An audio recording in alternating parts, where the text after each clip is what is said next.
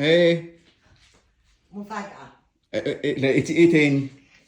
لقيتي ايه تاني؟ مش أنا تعبت من المطبخ ومن السمك، بس غصب عني أنا ضعيفة. ها. أنا ضعيفة لما ألاقي السمك قدامي.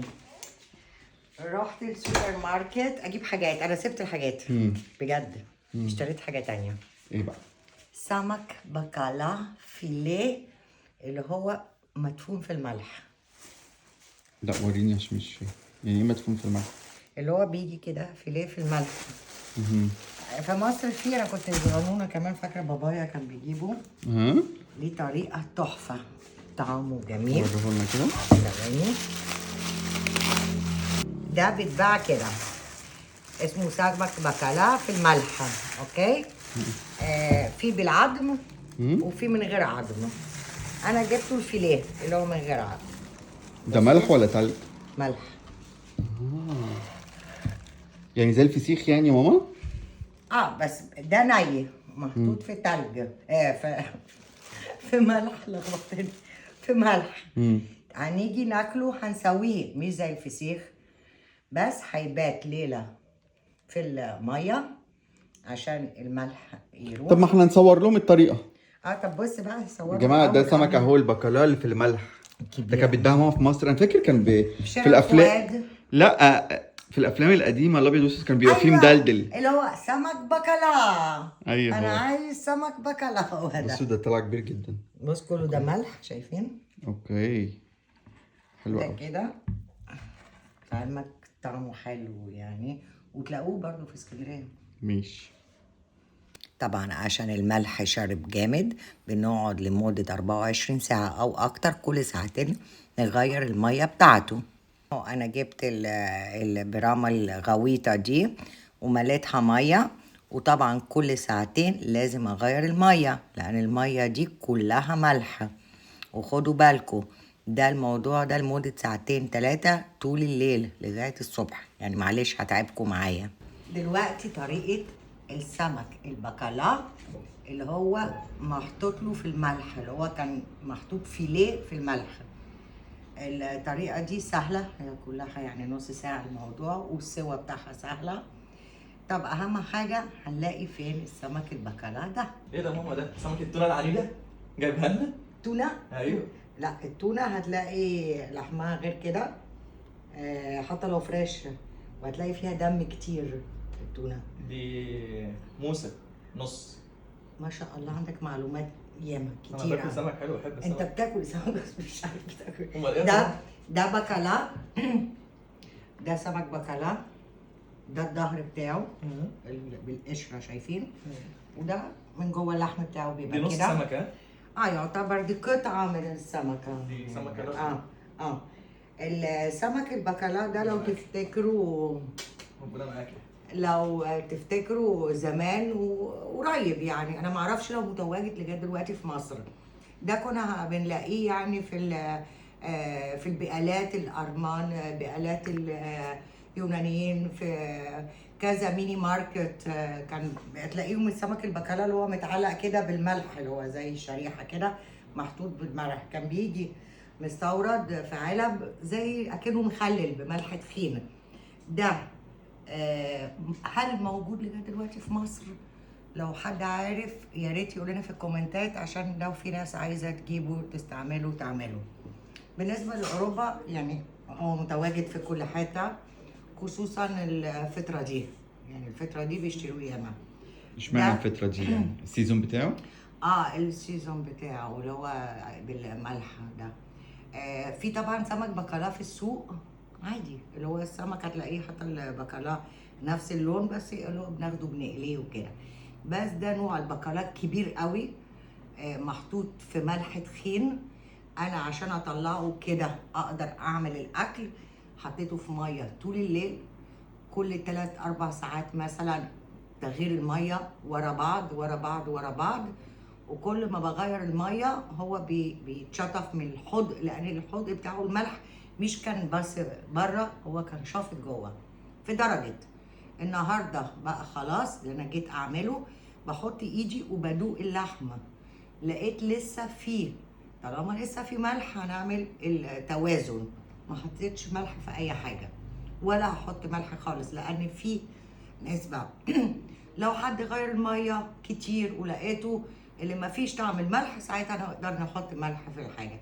بس اهم حاجه انا بجد عايزه اعرف، لان انا كمان لما ببقى في اسكندريه عايزه اعمله. لو حد يعرف المكان بيتباع فين يا ريت يقول لي. بصوا، دي القشره بتاعته، شايفين الممبراني القشره دي في اي حاله ما طلعوهاش، هي ممكن تطلع بس اوعوا تعملوا الحركه دي، لان لما هندخله في الفرن او هتعملوه هيتفرتك اللحم منكم. اوكي، اذا بنسيبه بالقشره دي. دلوقتي شايفين عايزين، بص في ناس، انا هعمله النهارده الوصفه في الفرن اسمه بلاكي. كويس، ممكن نفس السمكه دي نعملها مقلي، هي كده كده فيليه ومخليه من سلسله الظهر. في بتباع، خدوا بالكم بالسلسله الظهر ما يضرش. اوكي، يا هنستخدم المقص يا السكينه. انت هتقصقصيها يعني تصغريها؟ ايوه، عشان زي هلاقي انا صينيه كبيره كده، وغير كده لما اجي اغرف تطلع بالسباتولا يعني في الطبق. ماشي، هنقصقص كده، هنقصها يعني ترانشات صح؟ مش ترانش صغير، ها، يعني مثلا كل واحد كده. اوكي اوكي، انا بس بشوف ايه اللي اسهل لي دلوقتي، المقص او السكينه. انا شايفه المقص عشان فيه الجلده تعبني يعني. اوكي، جرب السكينه. بصوا كده، طبعا في اماكن بتبقى ضيقه، في أماكن لما يوسع هنصغر الفيليه القطعه يعني. واضح ان السكينة اسهل. السكينه اسهل. ماشي يلا. رغم تخنها وكده يا جماعه مش بتاخد وقت، ها. اوكي، القطعه دي عملت كيلو 300 جرام، في اكبر في اصغر. اوكي. بصوا عشان انت عارفه كمان يا جماعه الفيديو ده ممكن، لان بيبقى فيه ساعات برضو ناس كتير قوي مصريين وعرب عايشين في اوروبا، مثلا في اسبانيا في ايطاليا، فممكن يبقى عندهم لو السمك ده برضو متوفر عندكم، فدي الطريقه اللي هو سمك البكالاه، فدي الطريقه بتاعتها. ولو في مصر حد في مصر يقول لنا منين نقدر نلاقيها. انا عايزه اعرف ضروري يعني. اوكي.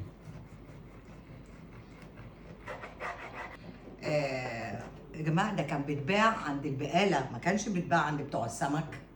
كان زمان بيتباع عند ايوه، البقاله. طب في افلام الابيض واسود كان دايما ايوه، تلاقي مع سمك ان ده بكالاه. سمك، لا ما كنتش تلاقيه عند بتاع السمك النوع ده، زي الرنجه كنت تلاقيه عند البقاله.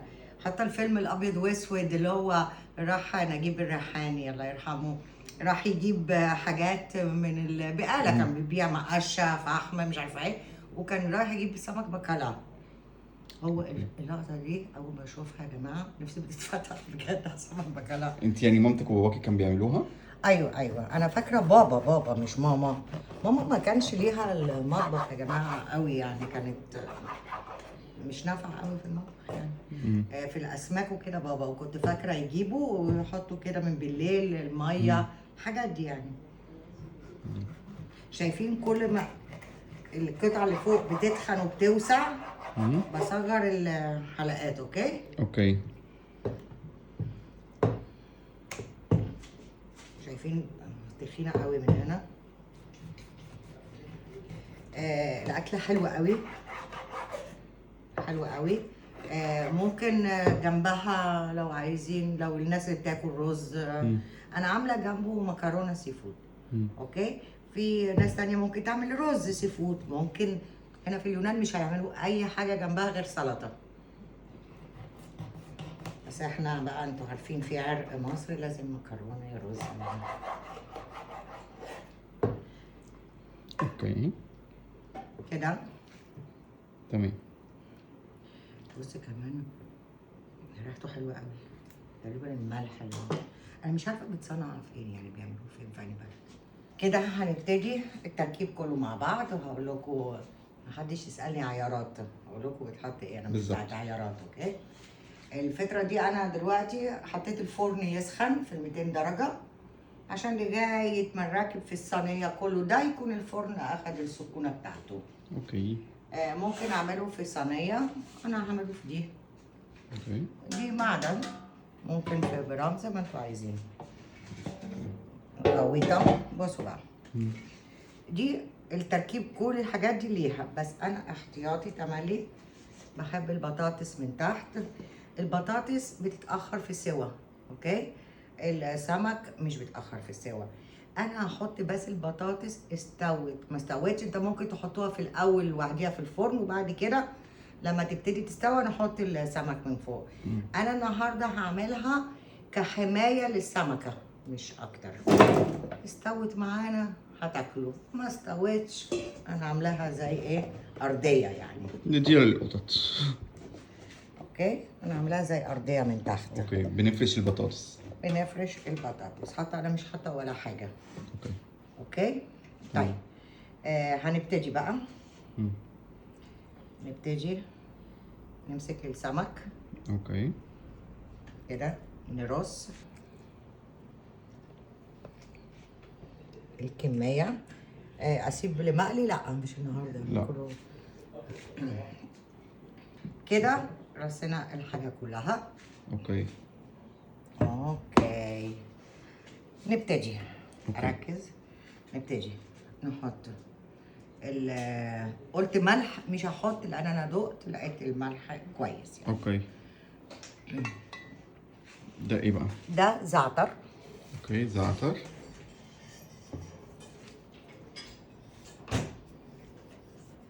رشة زعتر كده. مهم. الصلصة اللي بتطلع منه الصوص يعني تحفة. تحفة اوكي. كده، شايفين؟ ورق لوري. ورق لوري. لورا. لورا. اوكي. فلفل. وفلفل. اللي عايز يحط بابريكا ممكن يحط بابريكا. اوكي.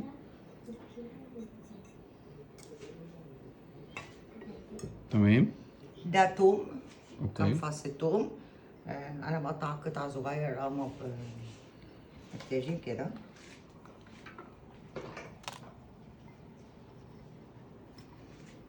اوكي، يعني مش مفروم طمة. لا مفروم، لو مفروم لو ما قطع حتت، المهم يكون في كل حته يعني. اوكي. اوكي. دلوقتي انا احط سوري. بص بقى، هو بيعوز طماطم كونكاسيه اللي هو متقطع حتت صغيره. لو تعرفوا تقطعوا طماطم حتت صغيره اوكي. في بيتباع كمان في برطمان او صفايح. شايفين؟ طماطم كسكس كسكسيه مسكوسيه. بنوزع الطماطم الكسكسيه. كونكاسيه. كونكاسيه. كونكاسيه. فرنساوي كونكاسيه زي المكسر. مهم. تمام. هنحط، انا جايبه ده جماعة المصري ده اهو. طبعا لازم. بيتباع في اليونان. الله اكبر. هو عجينه الطماطم. اوكي. نحط كده ونزودها ميه. اوكي. ثواني ها. زودنا الميه. حطينا ميه عشان ندوب عجينه الصلصه دي. اوكي.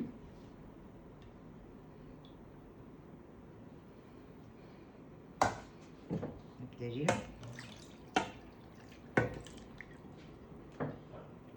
تمام. كده.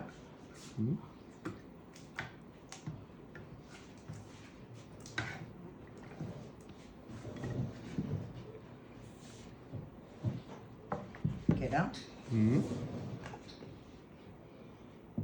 بصل ترانشات يعني. رنشات كده. حلقات سوري. بصل حلقات. اللي عايز يحط طماطم حلقات مش مشكلة. فلفل أخضر حلقات، كل الحاجات دي. شايفين كده؟ اوكي. زيت زيتون. نحط زيت زيتون. مش هنبخل. اوكي. وينفع زيت تاني. ده اسمه ايه؟ بقدونس. بقدونس. ونرش البقدونس على الوش، صح يا ماما؟ اللي مش عايز يحط نو بروبلم، اوكي. بس انا بحب كده البقدونس على الوش. ما طب ودول ايه؟ دول تبع هو اكون نسيت حاجه؟ ما اعرفش، بس انا شايف فينا لا في سلطه، سلطه. تبع سلطه. والعيش أوكي. ده لايه يا ماما؟ ده باكيت على ايه؟ عشان الصوص بتاعته كده عايز باكيت يعني. ماشي، اللي هو باجيت متزود زيت الزيتون. لو حد مش بيحب زيت الزيتون او عايز اي نوع تاني ممكن عادي. ممكن ده على ده، ممكن. اوكي. انا كده هحتاج شويه ميه كمان وخلاص. اوكي. وكده جاهزه تدخل الفرن، صح يا ماما؟ كده يا جاهزه. اوكي. هندخلها الفرن بقى قد ايه حوالي؟ بصوا مش هتاخد وقت، وكل فرن ما اقدرش اقول هتاخد نص ساعه، ساعه الا ربع، لان كل فرن مختلف. بيختلف. احنا كل شويه بنشوف استوى ما استواش بتسيبه. هنغطيها ولا بتدخل كده؟ لا بتدخل كده. اوكي يلا بينا. بس انا هحطها تحت خالص ماشي. وبعد كده بطلعها فوق عشان تعمل الوش المقرمش. يلا اوكي بينا. يلا. ماما وهنا بقى في ايه؟ ممكن نوري لهم هنا في ايه؟ بصوا بقى في ال 200 درجة انا حاطاها النار فوق تحت في المروحة. هنا النهارده قلت بدل ما اعمل رز رحت جبت سي فود اللي هو مشكل، في اكتابوت، كالاماري، سبيت، كله مع بعض، وعملته بالمكرونة الجوجع. جوجا يعني كوكا يا جماعه. كوكا. قواقع. كواكع. جميل، ريحته حلوه قوي قوي. مع رشه جبنه كده في الفوق. اللي عايز جبنة كل واحد في طبقه. اوكي. يلا طلع من الفرن. بصوا المنظر تحفة، والريحة في البيت. أنا قريت شوية كومنتات لما بولا نزل صور، والله شاطرين كتير قوي قالوا بكلا، برافو عليكم. ولقيت حد كتب اللي هو في السويس، كلكم على السويس بقى. حلو قوي. ما طب فاكره كان بيتباع فين في مصر؟ يعني في اسكندريه؟ بص انا صغيره ما كنتش في اسكندريه، بس فاهمه يعني اللي هو انا فاكره كنت بشوفه زمان ولما جيت اسكندريه في التسعينات كده، في شارع فؤاد، اول شارع فؤاد على الشمال، كان في واحد اللي هو بيبيع سجاير مستورده، اسمه ايه؟ الف ليله اللي عند سينما امير. ايوه انا مش فاكر الاسم. ده كان بلاقيه عنده سمك البكالوريا متعلق والرنجه والكلام ده. وممكن معرفش لو نصار. صح.